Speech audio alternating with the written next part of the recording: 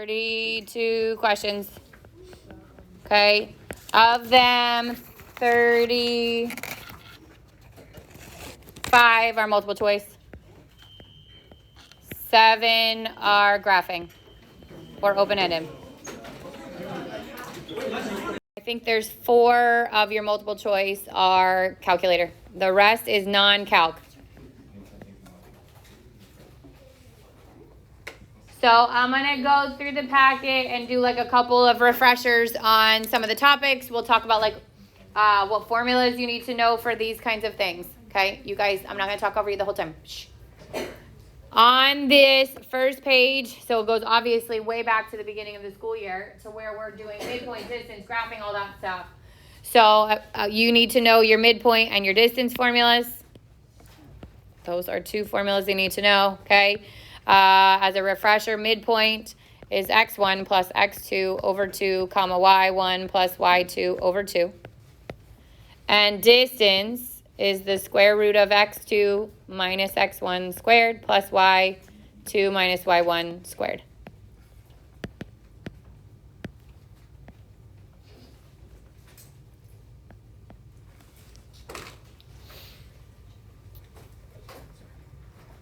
Then comes literally graphing a line. Okay, then comes, like I'm going to go down number 3, domain. So refresher on domain. Domain is all real numbers or negative infinity to positive infinity, except for 3 cases. What 3 things restrict your domain or cause a restriction on domain? Yeah. The bottom part. Good. The denominator cannot equal 0, right? So if there's a variable in the denominator, that can't equal 0. What else? Okay, square root. So a square root itself has to be greater than or equal to 0. Square root in the denominator, whatever's underneath, has to be greater than 0. So those 3 things restrict your domain. Yeah. All right, then you come to like your function notation. So you've got to be able to add functions, subtract, multiply, divide, and find the composite of them. So like your f of g's and your these would be this 2 things would be the same thing, whether it's the f of g or the f open dot g. These things mean the same thing, okay? Then we got into inverses. So as a refresher on your inverse, remember the first thing we do is rewrite it as, so change f of x to y. Then we switch the x and the y, and then we solve for the new y. And then we change that y to f negative 1 of x.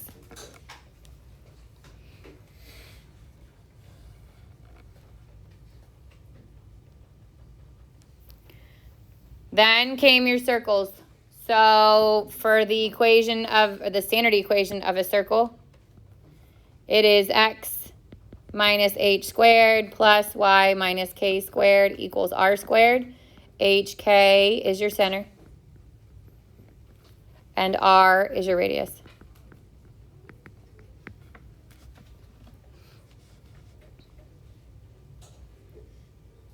Then came your imaginary numbers. So we've got to be able to add, subtract, multiply, rationalize everything with your eyes. Remember, if it's just an I, we treat it as though it's an x. We would just combine our like terms. If it's an I squared, we replace it with negative 1. Because I by itself is the square root of negative 1.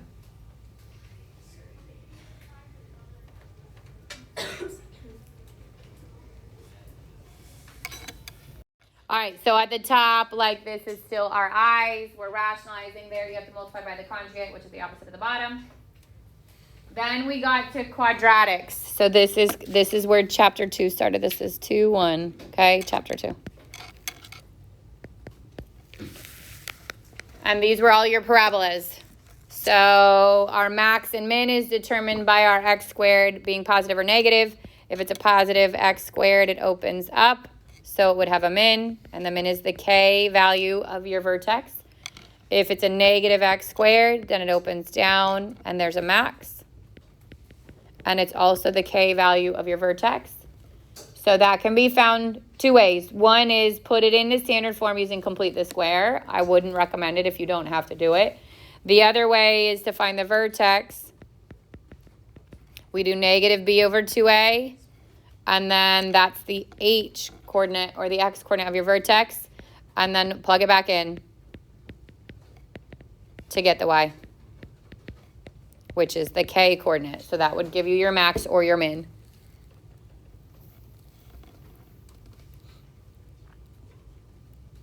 Questions on max or min? So again, if you need me to just elaborate on that one topic, just let me know, okay?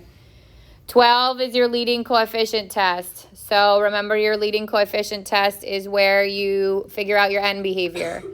If the variable is positive with an even exponent, then both my arrows point up. So left side and right side both rise.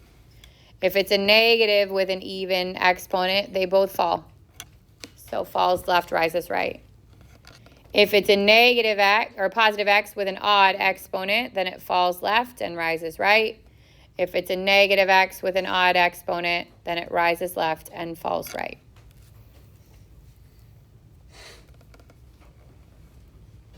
Yeah. Yeah, the max and min. Yeah. Setting this equal to 0 and factoring, obviously this is any kind of factoring. So this is factoring by grouping. It could have 3 terms. It could have 2 terms, different 2 squares. Like anything like that could come from that section. Then came the 0 with the multiplicity. So remember, multiplicity is how many times an answer occurs. If you look at number 14, x being 0 is going to occur twice. And that means what? What does the multiplicity tell you? If it balances. Good. So if the multiplicity is even,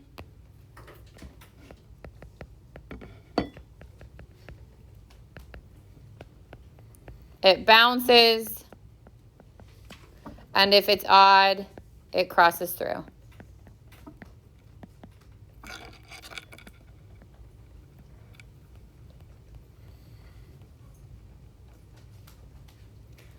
Then came long division and synthetic division.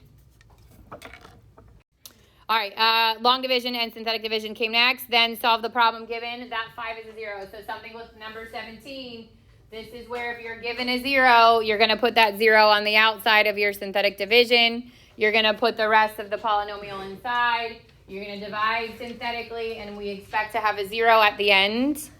And then I'm going to take what's left, and what's left will be quadratic. That quadratic will either be factorable, or I can use the quadratic formula to find the remaining roots. So that was like 2-1 to 2-5, really. 2-5 is where that stopped. Okay, then came, and this was 2-6 and 2-7 here. This is where this starts, 2-6, 2-7.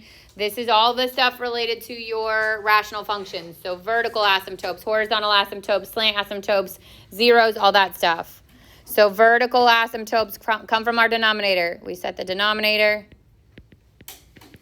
equal to 0. Horizontal asymptotes are the ones that had 3 cases. All right, we used n and m.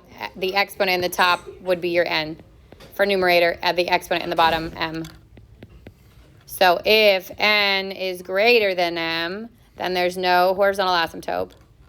If n is equal to m, then y equals the leading coefficient of the numerator over the leading coefficient of the denominator. And if n is greater than m, no, I already did that one. If n is less than m, then it's y equals 0.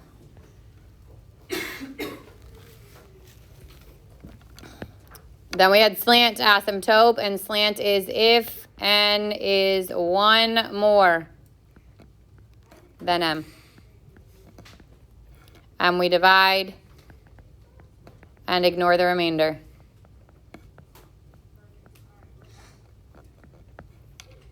Okay, then comes graphing. So this would be, it's actually at the end of your test. Anything that's an open-ended graphing will come at the end, okay? And you're going to get stuff like your exponential function. So for an exponential function, I would plug in for x, get my 3 points, plot my points. For a log function, remember we convert to exponential. And then we plug in for y. So in this case, I would do y is -1, 0, and 1, and then graph it. Then you had your basic log functions, so we're simplifying logs here. Okay, our exponential functions where log functions, where we're expanding and condensing. So as a refresher, if we're expanding, if it was multiplication, it becomes addition. If it was addition and we condense, it becomes multiplication. If it's division, it becomes subtraction. Subtraction becomes division. And if there's a power, it gets bumped to the front, or that number gets bumped to the back as the power. Do you remember your log rules? I mean, it's been a little bit, but it hasn't been that terribly long. Okay. And remember, log is log base 10, and ln is log base e. The exponential starts your chapter 3, which would be 21. Okay, continuing with logs at the top of the next page. So now we're doing one-to-one where we're changing the base to be the same thing for 29 and 30. Well, for 29, we're condensing, converting to exponential to solve. 30, you've got one log on either side of the equal sign. So all of that was chapter 3. Okay, chapter 3 was log and exponential. And then we started trig. So this is chapter 4.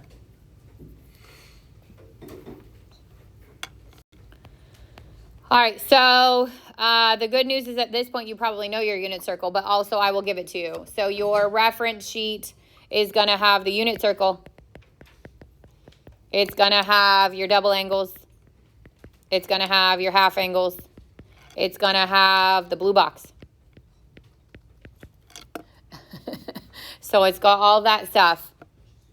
Yeah. How much is each question on the midterm? Most of them are 2, and then the graphing are more, right? 35. Yeah, the graphing, it depends on they're either, I forget, like 4 or 5 each one. Oh, Yep. thank you. You're welcome. All right, so this obviously goes way back to the beginning of unit circle. Like, here's a coordinate point, find the secant. Hopefully by now we're better at these because we've kept using them. When we get to the bottom here, this is your inverse functions. So what you'll have to mark on your unit circle that wouldn't be given to you is, remember the restrictions for your unit circle.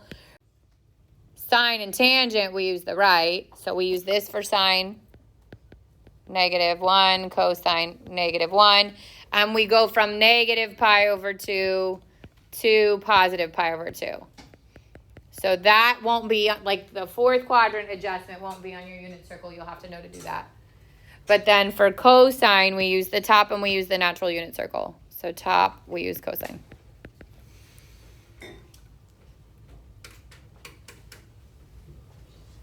Your tans are not on your unit circle, so obviously you need to know where your tangents are. Like I would add it on at least one quadrant when I get it, that kind of thing. So this is still chapter 4. Sum and difference are also on there.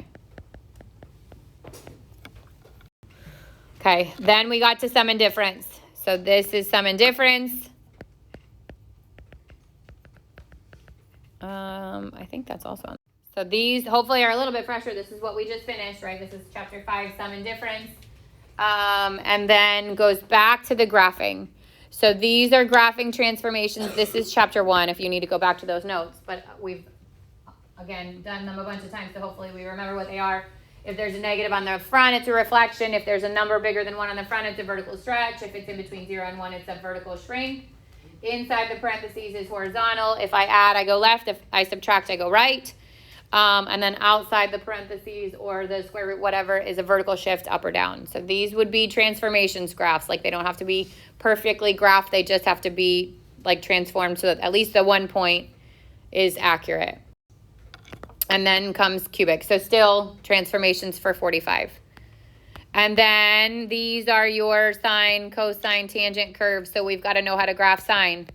Cosine, secant, cosecant, tan, and cotangent. That's your chapter 4, 5, and 6 is where that is. And then where we finished off in chapter 5. So chapter 5, your identities, okay? I will give you the blue box, but they're going to be identities. And then more identities, double angle, half angle. This is what we just finished, so hopefully that's a little bit fresh. And then the bottom here 54, 55, and beyond is the calculator questions.